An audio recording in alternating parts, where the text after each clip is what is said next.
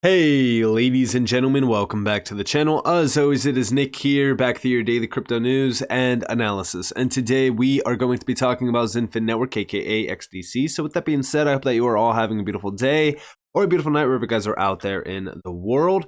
We have just witnessed some pretty crazy events around crypto from 2024, starting out with a massive bang and it ending a little bit with us having a major sell-off. But it is just the beginning of the year, and it's just the beginning of the big next cycle. And I do believe that a lot of these big players like Xinfin, for an example, aka XDC, are going to be big players and big winners in this cycle. And the reason why I say that is because guess what? There's a spotlight put on them as major, innovative, and transformative players in this new realm of digitalization. At the end of December, we also saw the winners of the 4th Tokenized Assets and Digitized Securities Awards being announced. And yes, XDC was a spotlighted player under the DLT blockchain and cybersecurity aspect under Web3 innovations. And we can see XDC Network there. There's a lot of other players on this list, but look at the supporting organizations down there. There's some pretty big players. For an example, DLA Piper, Deloitte, IBM, Microsoft, and a ton of other big players. But again, this just spotlights the significance behind XDC Network and also all of the work that they put in 2023. Very excited to see this, but also the top 7 trade trends in 2024. So this year is definitely going to be interesting. From all of the predictions that we've seen from Ripple, which is highlighting institutional grade focus, compliance focus, utility focus.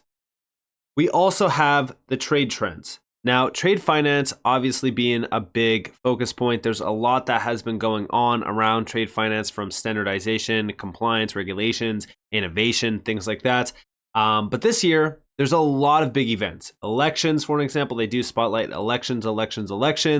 Outside of that, challenging ministerial for the WTO. So this is the World Trade Organization, is facing a crisis as reform negotiations, particularly on the dispute settlement mechanism, deadlocked. There's a lot of issues going on in terms of the agenda, and it does include a lot of these big areas. This isn't too significant, but it is one to mention. Green supply chain regulations will start to bite. Now, this one I'm actually focused on, and the reason why I'm focused on this is because a lot of the big players in the DLT and blockchain space are alleviating a lot of the problems around these regulations within carbon credits, carbon offsets, things like that. Tokenization of carbon credits is a big one to watch as well. So I'm actually focused on this because I mentioned it around even Hedera on why these big players that are focused on carbon credits and working on these initiatives, like for example, the Hedera Guardian is one to look at. They are going to see a lot of adoption, actually. And the reason why is because this is a mandate. Like, this is a big regulation. Also, more sanctions and export controls, strained US and EU relations to continue as well. Customs modernization will accelerate. Now, this is one to look at. Data and digitalization of trade processes will continue in 2024, driven by customs agencies wanting enhanced trade facilitation coupled with better risk management and procedures, and also compliance requirements. For companies, better data will deliver greater visibility of their supply chains while giving them the ability to better manage their compliance obligations. With the UK's Electronic Trade Documents Act in 2023, 2024 will see more countries follow suit and commence their own digital trade legislative processes. Cross-industry standards will emerge, unlocking new forms of data that can enhance product allocation and risk decisioning. Again, this is one to watch, considering the fact that this really does pertain to what Xinfin and XDC is doing, especially around trade finance digitalization. And then trade finance, a story of two halves. In 2023, we saw the global trade finance gap expand to $2.5 trillion, while there was no shortage of liquidity in the market. An increasingly volatile geopolitical and macroeconomic landscape has made access to trade finance even more difficult, which is very beneficial for XDC, because guess what? With XDC, we are going to see them really become a gateway to trade finance. Also, they are going to make trade finance a lot more lucrative and efficient, which is another big thing. But also, Basel 3.1, risk will increase the cost of finance, particularly in the UK due to its implementation choices. And this is another big thing to look at because, again, how can we lower the cost? XDC Network is providing incredible benefits as well as lowering the cost of financing. So pay attention to what XDC Network is becoming in the trade finance space, especially as 2024 is really putting a spotlight on the fact that trade finance is only going to become a lot more inefficient without having digitalization. So digitalization is a crucial thing to focus on in trade finance as it does alleviate a lot of those pain points.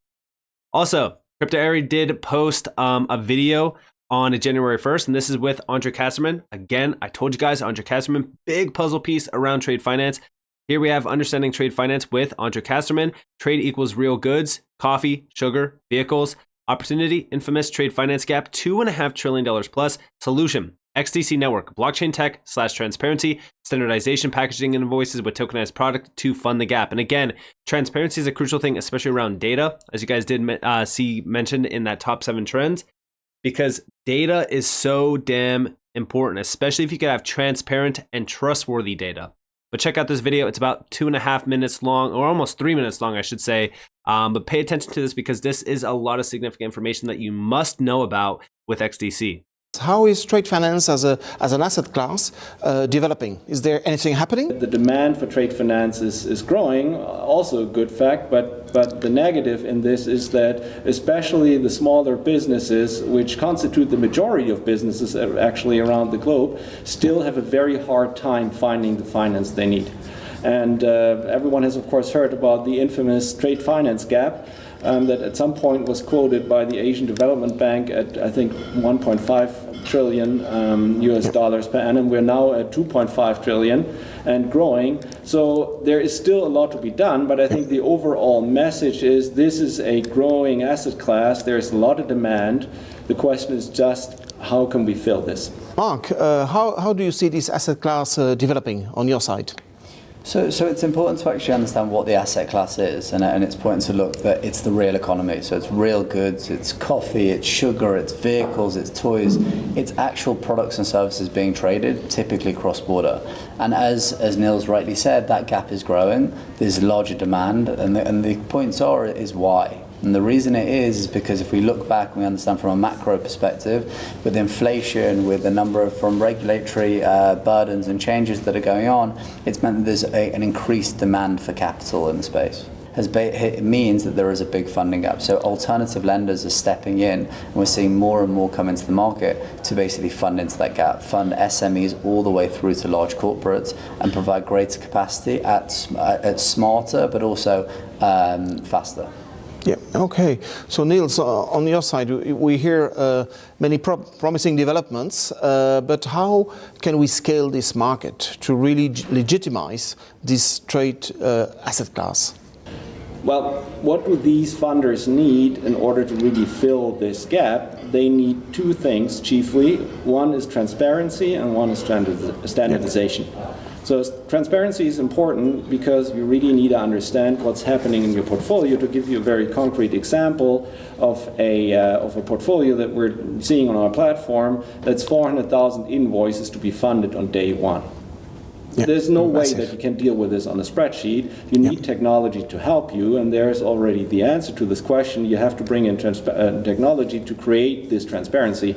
The other issue is the standardization. As a non-specialized funder, as a non-bank funder, I cannot go out and buy 400,000 individual invoices. I need a way to package this, to transform these invoices into an investable product. And again, that's something where technology can help. That's something actually that we at Trade Tech do. We provide both these aspects, the standardization and the transparency that you need to really understand what's going on in your portfolio.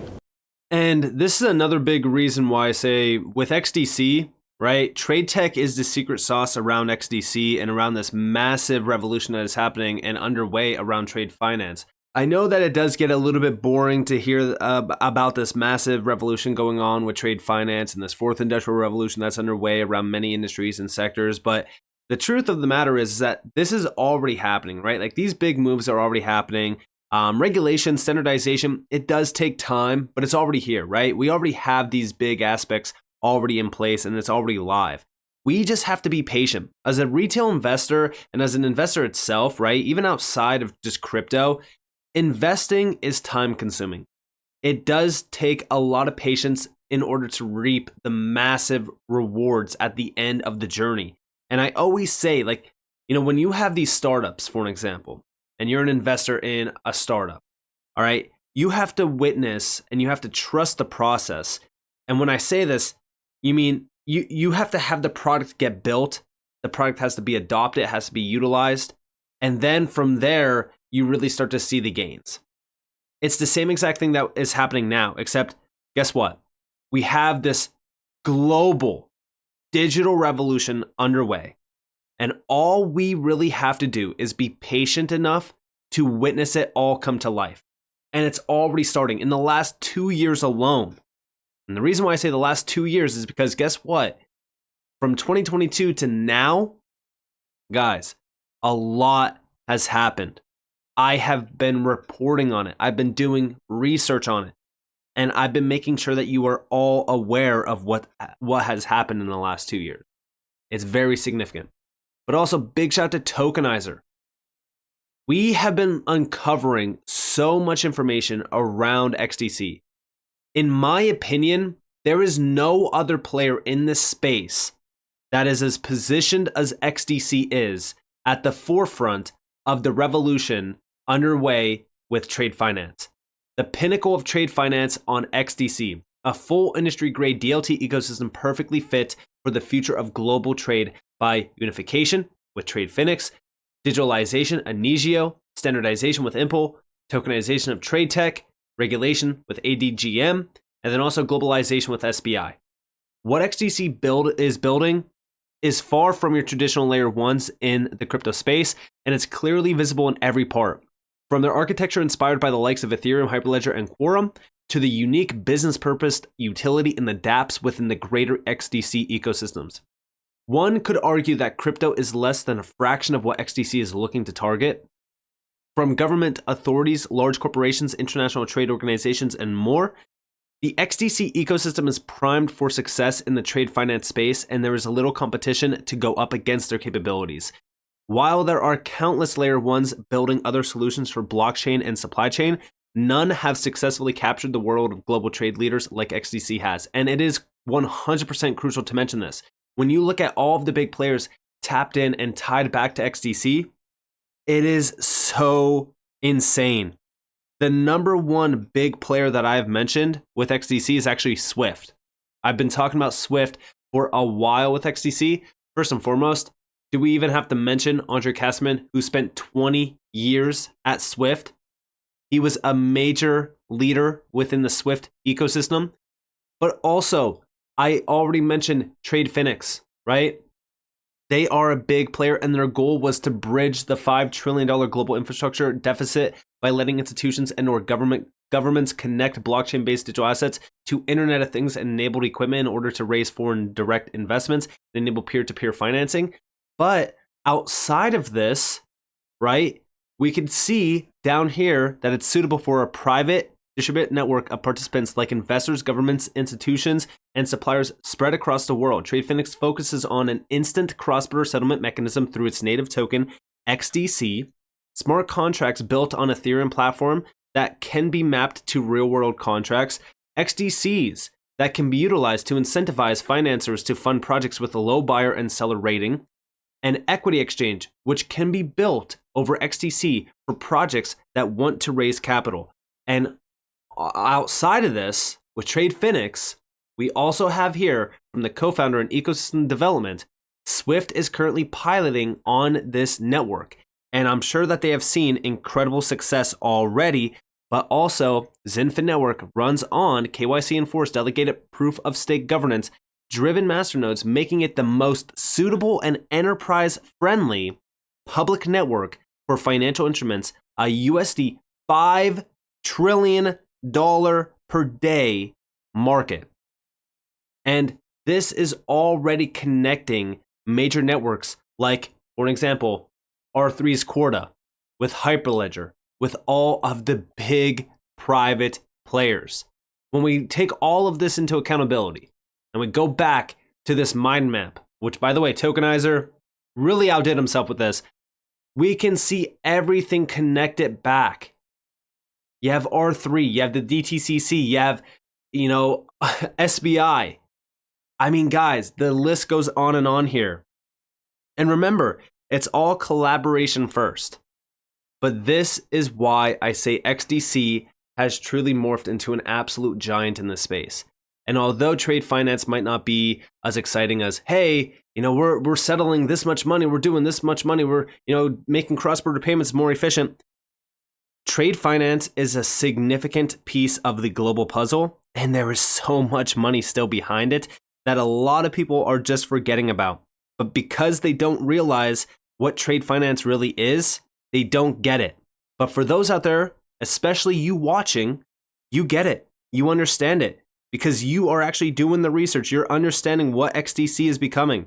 Like I said, Xinfin has positioned itself as a crucial leader in this digital revolution underway around trade finance. So with that being said, I hope that you guys enjoyed this video. If you guys did, definitely leave a like, subscribe, turn notifications on because more free content. You guys are more than welcome to follow me on Twitter and join the free Discord in the description below. And with that being said, guys, it's been Nick.